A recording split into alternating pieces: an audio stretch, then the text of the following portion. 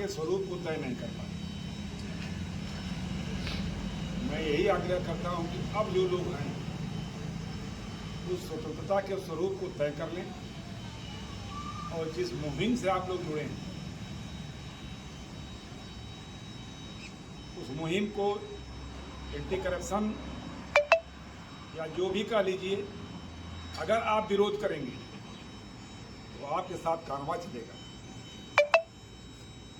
और किसी विभाग में किसी की हैसियत नहीं है कि सही काम के लिए कोई पैसा मांगे। अंतरात्मा गवाही नहीं करती है, मेरी अंतरात्मा जब गवाही नहीं करती है, मैं तो जानता हूँ किसी की नहीं करती। हम आपके साथ जब तक यहाँ चौकी इंचार्ज हैं, मैं आपसे वचनबद्ध हूँ। मेरे यहाँ इस तरह का कोई भी शिकायत पाई जाएगी मुझे आप कहिएगा, और मैं इसके स्वतः बहुत विरोध में खड़ा हूँ।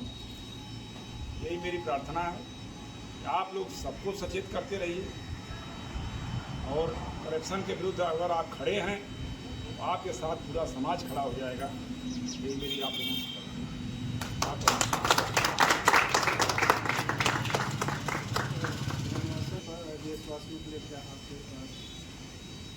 सबसे पहले सभी लोगों को स्वतंत्रता दिवस की हार्दिक शुभकामनाएं।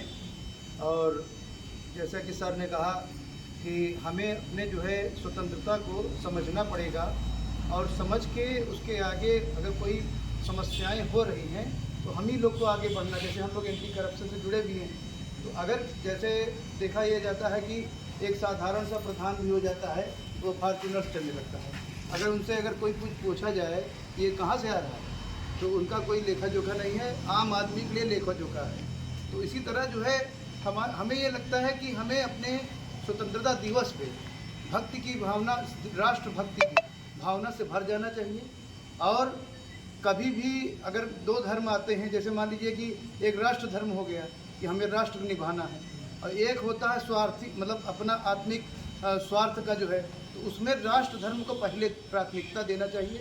और हमें ये लगता है कि अपने धर्म को भी, क्योंकि राष्ट्र हमारी माता है, और माता जिसको बताती है तभी तो हम जाने कि हम कौन हैं, हम हिंदू हैं, मुस्लिम हैं, ये हमको माता ने बताया, तब तो हम जाने कि कौन है हम।